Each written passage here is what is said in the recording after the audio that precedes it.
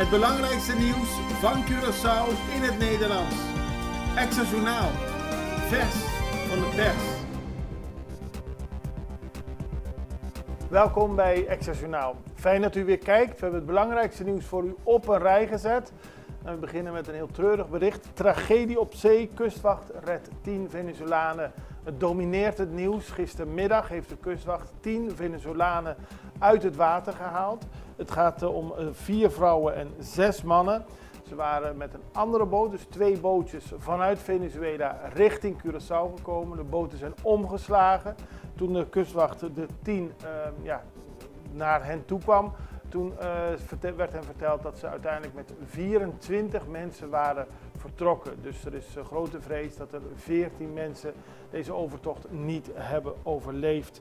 En trouwens, van deze 10 geredde mensen is 1 vrouw later in het ziekenhuis overleden. Het is een hele treurige zaak en de kustwacht die had een melding gekregen over de boten en is toen gaan kijken met de helikopter en heeft de mensen gered. Er wordt dus nog steeds gezocht.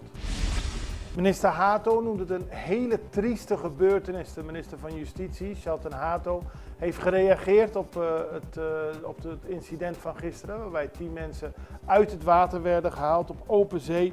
Hij betreurt het dat ongedocumenteerden hun leven blijven riskeren en herhaalt dat de illegale overtocht naar Curaçao per boot niet alleen verboden, maar ook zeer riskant en gevaarlijk is.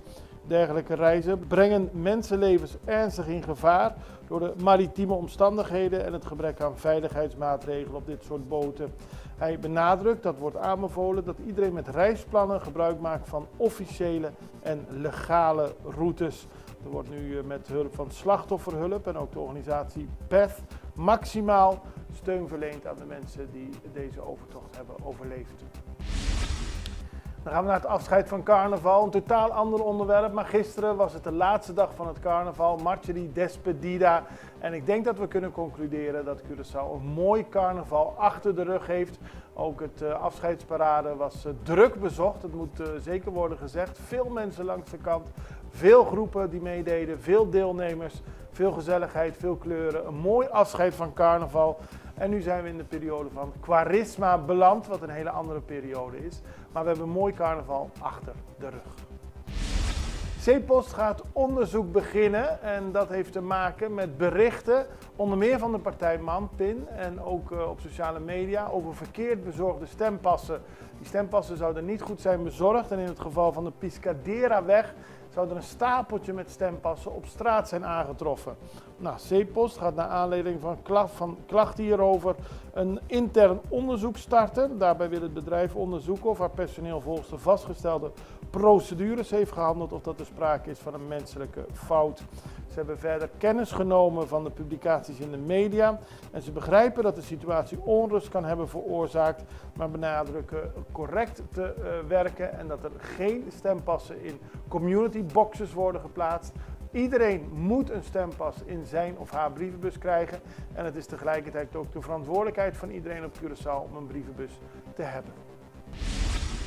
ManPin krijgt veel klachten binnen, dat gaat hierover. ManPin heeft van verschillende mensen te horen gekregen dat er bijvoorbeeld bij de buren wel stempassen werden afgeleverd, maar bij de mensen zelf niet.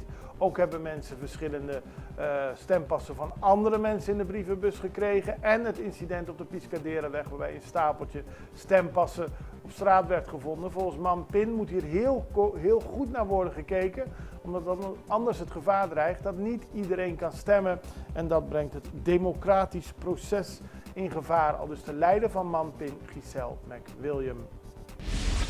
Sint Maarten herinstalleert de commissie onafhankelijkheid. Dat is begin deze week gebeurd tijdens een openbare vergadering. Daar is een commissie opgericht om een roadmap op te stellen voor het organiseren van een referendum over onafhankelijkheid. Dat besluit werd genomen tijdens een vergadering van de Commissie voor Constitutionele en Decolonisatiezaken. Er zijn nieuwe leden benoemd in de commissie die eerdere werkzaamheden van de vorige commissie moet herzien en daarover moet rapporteren. De commissieleden zijn Sarah Westcott-Williams van de DP, Raynon Peterson van de PFP, Daimer Labega van de DP en Shamira Roseberg van de URSM. De beslissing om de commissie opnieuw in te stellen kwam voort uit een brief die het parlement op 13 januari 2025 ontving van de One St. Martin Association. In de brief verzocht de organisatie het parlement om een raadgevend referendum over onafhankelijk te organiseren. Het referendum moet de bevolking van Sint Maarten slechts één vraag stellen: onafhankelijkheid ja of nee. En dan gaan we naar de bewoners van Dam Preto. Die lijken veel hoop te verliezen. Jarenlang overlast met illegaal gestort vuilnis dat in de brand gestoken werd. Toen leek de situatie verbeterd te zijn doordat Dam Preto werd afgesloten en er op Curaçao vuil gestort kan worden gratis bij de verschillende vuilstortplaatsen. Nou, die hele situatie is nog steeds niet ideaal voor de bewoners van Dam Preto, omdat er nu kippenmest wordt gestort en dat zorgt voor heel veel overlast, stank. Ook is er vaak rook weer te ruiken in de omgeving van Dam Preto. En de bewoners die zijn echt ten einde raad, zo meldt de Extra vandaag. Laten we hopen dat in de periode van de verkiezingen er hier weer meer aandacht voor komt. Wij gaan even over naar een break. We zijn zo bij u terug. Extra in Nederland. Van Amsterdam tot Arnhem, van Groningen tot Maastricht, Extra is erbij. Volg Extra Digitaal en blijf op de hoogte van de belangrijkste ontwikkelingen in Nederland. Extra Digitaal is te zien op verschillende platforms en kanalen zoals WhatsApp, YouTube, Facebook, Instagram en ook TikTok. Wilt u ons op de hoogte brengen van een evenement of iets doorgeven? Neem contact op via WhatsApp, e-mail, Facebook of bel gewoon 06 1364 2945. Volg of abonneer je op Extra Digitaal. Klik aan en volg ons.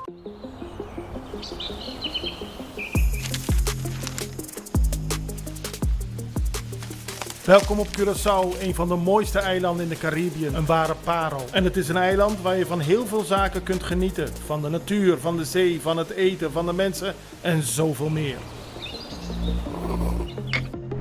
Curaçao is een eiland waar heel veel gebeurt op het gebied van politiek, cultuur, sport en zoveel meer.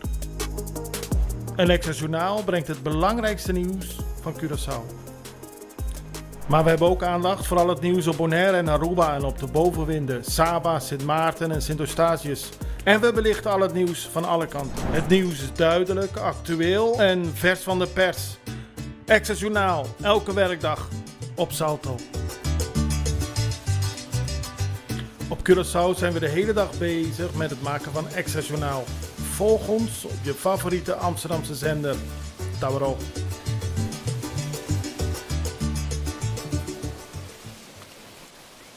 We beginnen op Aruba. Daar is de chauffeur van de minister-president van Aruba, Evelien Wever-Kroes, opgepakt.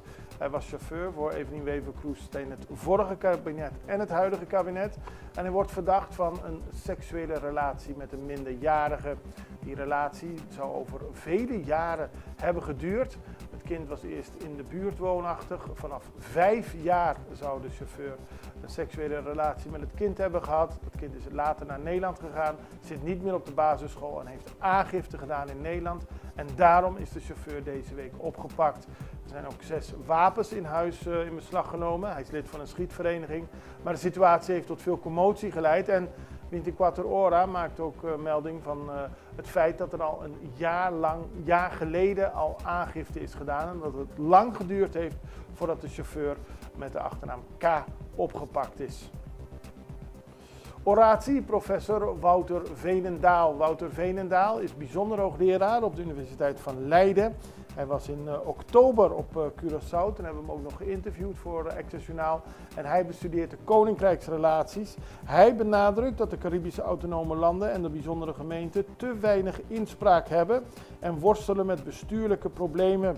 Op 10 maart houdt hij zijn oratie als hoogleraar en daarin pleit hij voor meer gelijkwaardigheid en een betere vertegenwoordiging.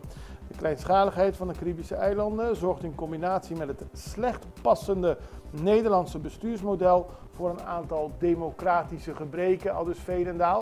Hij heeft een deel daarvan ook al tijdens zijn lezing hier op de universiteit aangegeven. En dat gaat hij dus op 10 maart verder uitbreiden tijdens zijn oratie op de Universiteit van Leiden. We houden het voor u in de gaten. En dan was het centrumgebied op Bonaire gisteren bij het afscheid van carnaval afgesloten voor publiek. En dat heeft te maken met de verschillende incidenten. We melden gisteren al over een steekpartij in het centrum. Waar beelden van zijn vrijgekomen die erg heftig zijn. Er is ook een drive-by shooting geweest. En uiteindelijk is er besloten om het hele gebied van Kralendijk af te sluiten. Het hele gebied, een groot deel van het gebied af te sluiten. Zodat mensen beter gecontroleerd konden worden. Ook konden gefouilleerd worden, preventief gefouilleerd. Om de aanwezigheid van wapens en andere gevaarlijke voorwerpen te voorkomen. Treurige situatie. We zien helaas steeds meer politieberichten uit Bonaire komen. En dit was de eerste keer dat vanwege veiligheidsredenen dergelijke maatregelen zijn genomen. Dan gaan we tenslotte nog naar Colombia. Want de president van Colombia, Gustavo Petro, die heeft gesteld dat cocaïne verhandeld door gewapende groepen en criminele bendes uit een onrustige regio in het noordoosten van het land dat grenst met Venezuela, het geweld in Haiti financiert. Dus de drugscriminelen in Colombia, dicht bij Venezuela, zouden daarmee geweld in Haiti financieren. En dat is volgens de Colombiaanse president Petro de situatie. En hij blijft strijden tegen de gewapende groepen en criminele bendes. Tijdens een televisievergadering van zijn ministerraad zei hij dat die in de regio geproduceerde drugs rechtstreeks binnen enkele uren in Haiti aankomen, het Haitiaanse geweld financieren en van daaruit verder worden vervoerd naar de andere kust en uiteindelijk Miami bereiken. Hij gaf deze waarschuwing terwijl hij het plan van zijn regering presenteerde om minstens de helft van de illegale cocavelden in dat gebied uit te roeien. Dus naast de strijd tegen de guerrilla-beweging ELN wil hij ook strijd weer op gaan pakken tegen illegale cocaïneplantages. Aldus de Colombiaanse president Petro, behoud het voor u in de gaten. En daarmee zijn we aan het einde gekomen van deze aflevering van Extra Journaal. Ik wens u een hele prettige dag verder. Tot ziens, tot morgen, dag.